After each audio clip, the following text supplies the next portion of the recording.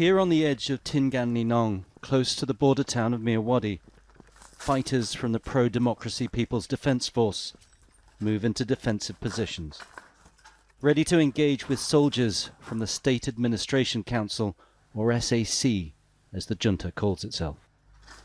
The road, a vital artery, linking the Thai border to Yangon, Myanmar's commercial hub, and going on to the border with India.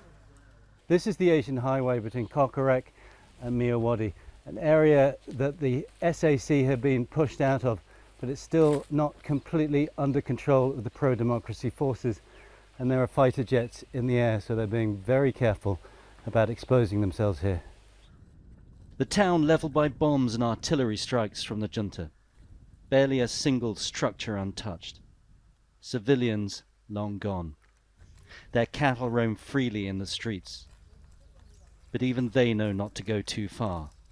Beyond the barrier, towards Thailand, is no man's land. The battle for the town of Myawaddy has been one of the fiercest of Myanmar's civil war. At stake, who controls access to the heart of the country? It's a gateway between Thailand and Myanmar.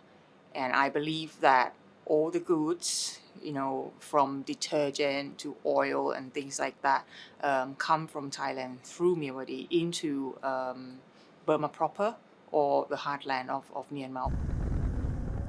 On one side, fighters of the People's Defence Force, or PDF, young and idealistic, driven to turn back the military coup of 2021. Fighting under the leadership of the Karen, an ethnic army that's been locked in combat with Myanmar's military for decades. On the other, the full force of the nation's military might. Armour, artillery and air power. Led by General Min Aung Hlaing, who critics say wants nothing less than absolute power. But the border town has a dark secret. Cities built in the jungle, out of reach of law enforcement and surveillance. Centres for illegal gambling and cybercrime, generating billions of dollars a year. What's taking place in Myawaddy certainly indicates that it represents one of the largest crime hubs in the world. It's early April. Thai military vehicles gather at the border crossing into Myanmar, Friendship Bridge number 2. From the other side, the sound of airstrikes as Thai soldiers wait. Thousands of refugees flee across the border into the Thai town of Mesod.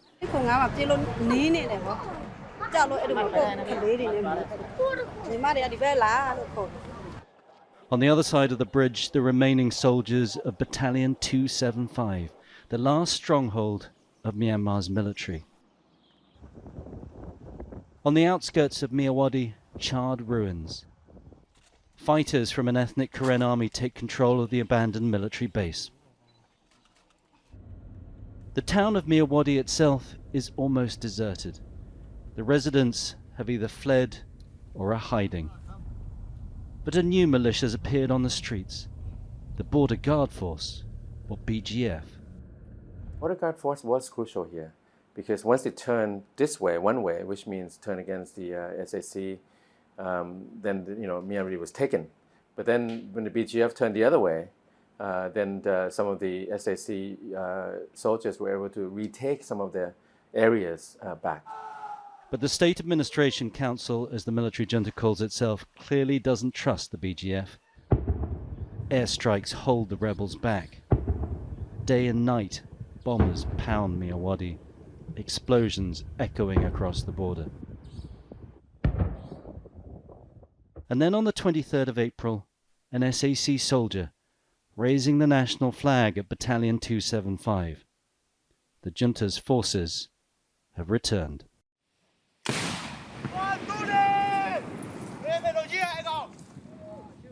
Further along the Asian highway, however, the junta's troops are faring less well. Units of rebel fighters intercept a relief column of soldiers heading for Myawaddy. The armoured vehicles are easily ambushed as they move through the mountain passes. But there's little the rebels can do about the SAC's aerial power. Jet fighters and attack helicopters are in the air, searching for targets. They've captured some anti-aircraft assets, but that does little to repel the attacks. And 24 hours a day, there's a constant buzz in the sky. That's what the fighters say is a Y-12. It's a spotter plane that's up there looking for targets for artillery, but also capable of dropping barrel bombs. The fighters know to stay out of sight, slipping seamlessly under the cover of the trees and shrubs. The thud of explosions in the distance. But their commander doesn't fear the junta's weapons. Disunity between his fighters and the ethnic armies they fight with is the real concern. He's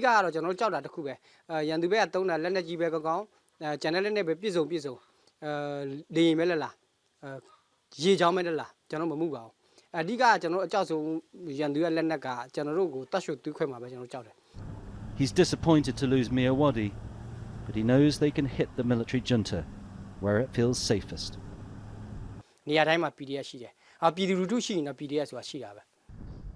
The People's Defence Force he commands are the backbone of the resistance movement. In the aftermath of the military coup in 2021, peaceful protesters took to the streets. The urban youth unwilling to give up the freedoms of democracy. The military crackdown that followed was ruthless. Hundreds gunned down in the streets, thousands more hauled away to detention. The protesters were left with a stark choice: submit or move to the borders and fight.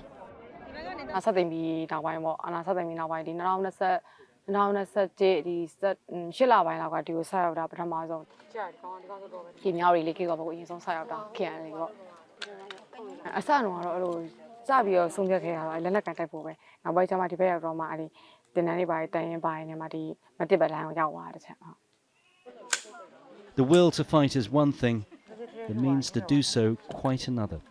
Until 6 months ago, the PDF only had one rifle for every 2 fighters and very limited ammunition. Battlefield successes have turned that around. One of the things that's made a huge difference in the last 6 months is weapons the pro-democracy forces have seized from military bases they've overrun. These are just some of the rifles they've taken from bases in the last couple of weeks. The youthful innovation of the PDF fighters has also given them an edge. With weapons in short supply, software engineers programmed 3D printers to produce rifles from workshops hidden deep in the jungle.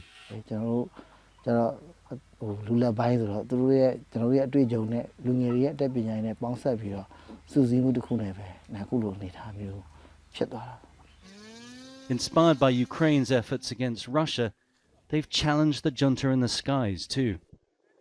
Consumer drones, repurposed and reprogrammed to deliver mortar shells.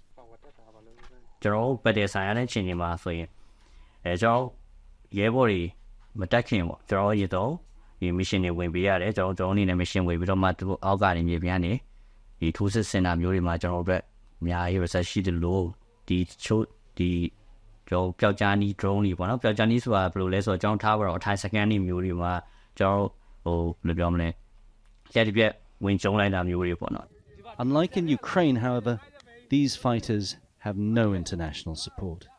Their funding is self-generated, raised from donations through social media campaigns.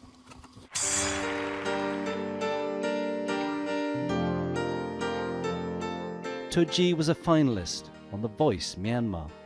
A life of stardom and celebrity was interrupted by the military coup. Now he tours rebel bases, raising morale and funds.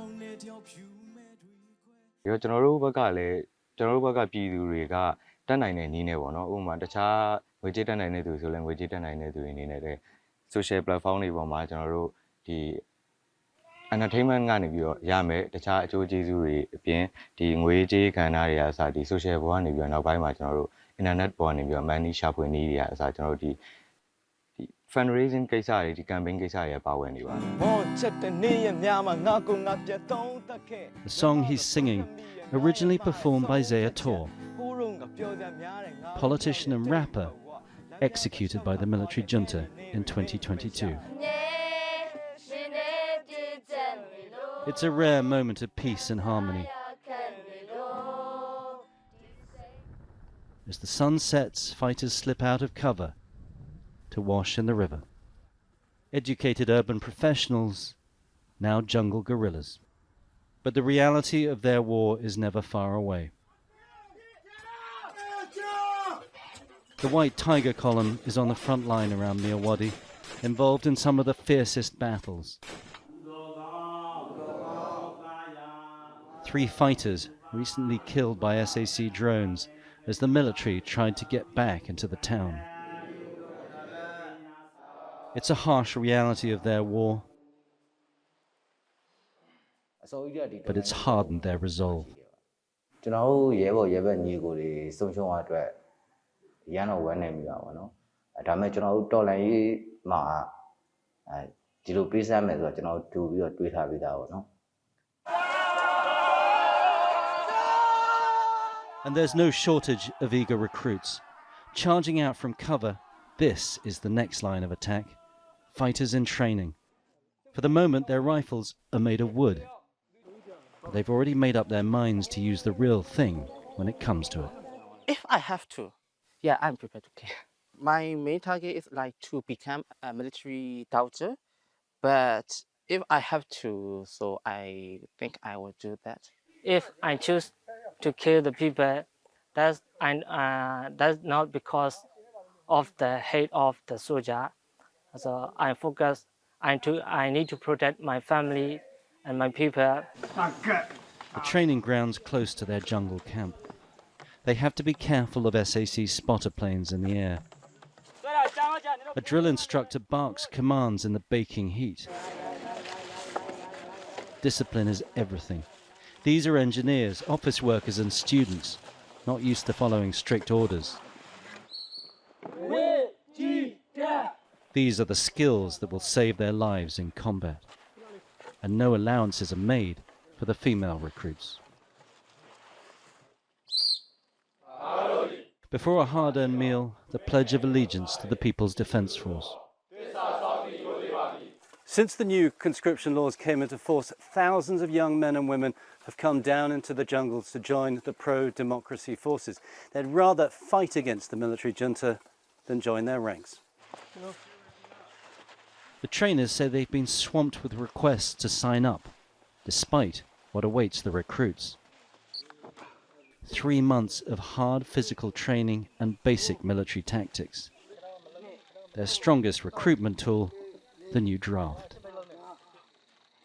ဒီအတွက်ကြောင့်ကျွန်တော်တို့ဒီတစ်ဖက်မှာလည်းတော်လိုင်းသမားတွေကပို့ပြီးတော့အားကောင်းလာတယ်ပေါ့။ဘာကြောင့်လဲဆိုရင်သူတို့အာဓမ္မပြဋ္ဌာန်းလိုက်တဲ့အာဓမ္မကြီးညာလိုက်တဲ့ဒီကြီးညာချက်ကိုဘယ်လူလူတရက်လုံးမှာလက်မခံနိုင်ဘူး။လက်မခံနိုင်တဲ့အတွက်ကြောင့်ဒီအရွယ်ကောင်းသားသမီးတွေခေတ်ပညာတတ်သားသမီးတွေကအကုန်လုံးကဒီကျွန်တော်တို့သူတို့ရက်တိချက်မုံမြတ်တဲ့ရက်တိချက်မှန်တဲ့လူလူဘက်ကပဲရက်တိပြီးတော့ကျွန်တော်တို့ရဲ့ဒီပြည်သူ့ကာကွယ်ရေးတပ် PDF တပ်တော်တွေကိုပဲအားလုံးကဝင်လာကြပါတယ် The resistance taking more and more territory, they're winning the ground war, and the SAC has to resort to the air war, air power, to forestall, to buy time, and really to hold out.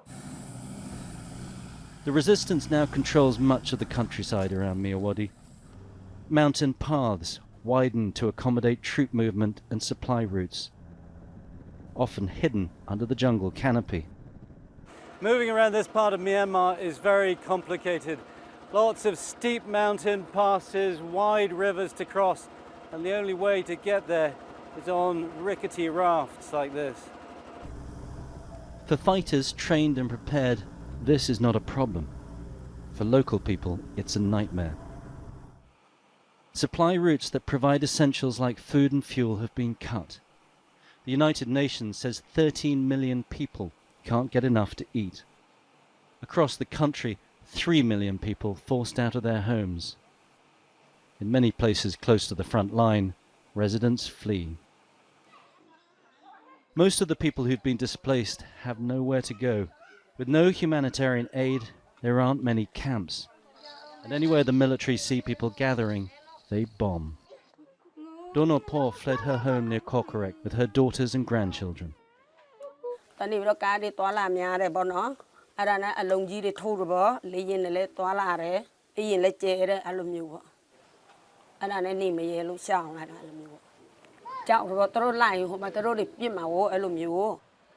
They know from experience what life under military rule is like.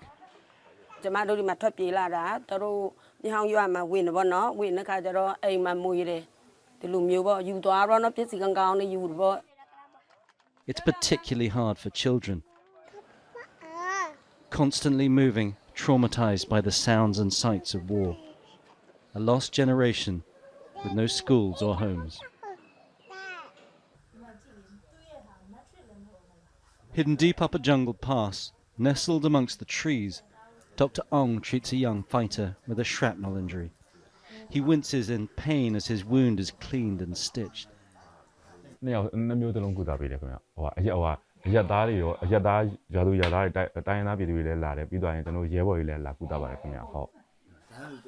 Dr. Ong used to work at the military academy, but he fled after the coup.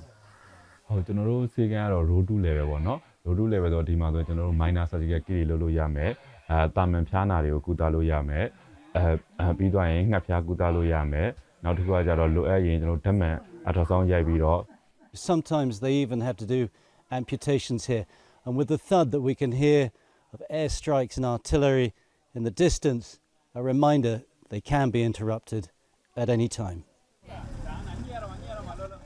Suddenly a small truck arrives. In the back, Ma Pan A, in labor and moaning in pain.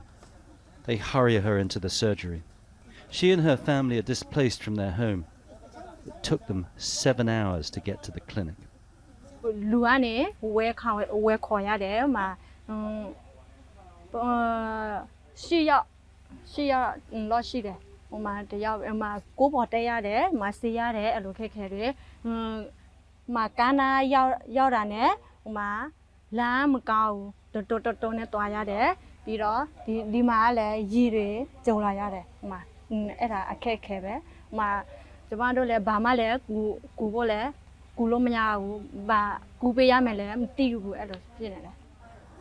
They put her on a drip, but there's only so much Dr. Ong can do.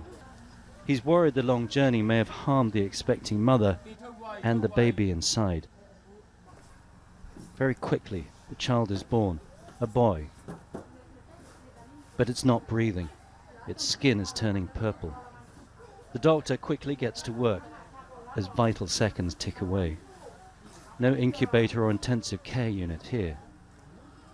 And then the sound everyone's been hoping to hear.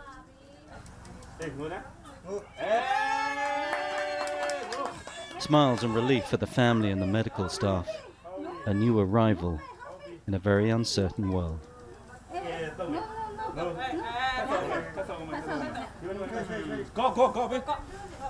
Under the SAC, Myanmar, there's no rule of law, and it became lawless countries, not only the border region, but also in the big cities like Rangoon or Mandalay. Myanmar, not a failed state now, but if SAC control Myanmar, definitely Myanmar will become the failed state. And that chaos could spill over the border. Under the SAC, Myanmar became the threat to the region. Myanmar's been flooding Southeast Asia with illegal drugs since the coup in 2021. It's now the largest producer of methamphetamine in the world. Here, enough meth pills for every man, woman and child in Thailand. We'd seen for ourselves what damage that's doing inside the country. In this nightclub in Yangon, partygoers openly passed out ecstasy pills. Lines of white powder, ketamine, cut on the table in full view. Nobody hides, nobody cares. Illegal drugs are everywhere in Myanmar now. As this user, whose identity we've hidden, told me. But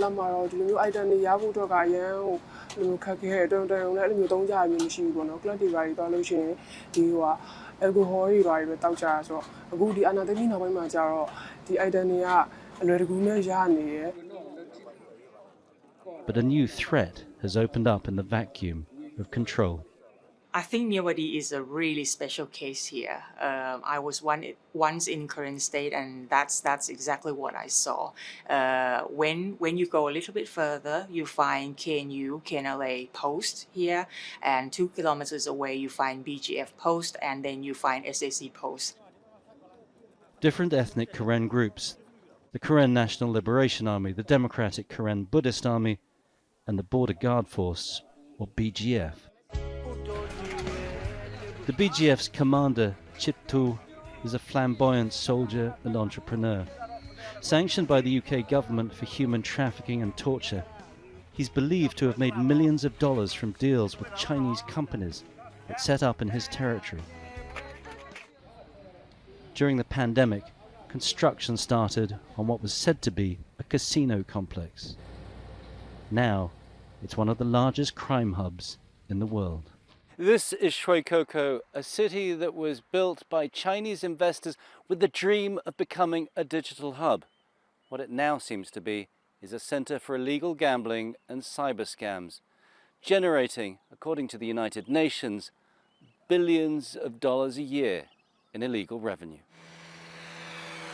As darkness falls, the city lights up.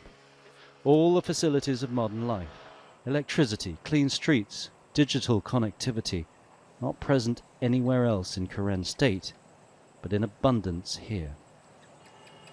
The BGF were initially one of the first touch points with organized crime groups looking to set up their bases of operations in and around Myawaddy, specifically places like Shui Koko or elsewhere along that border.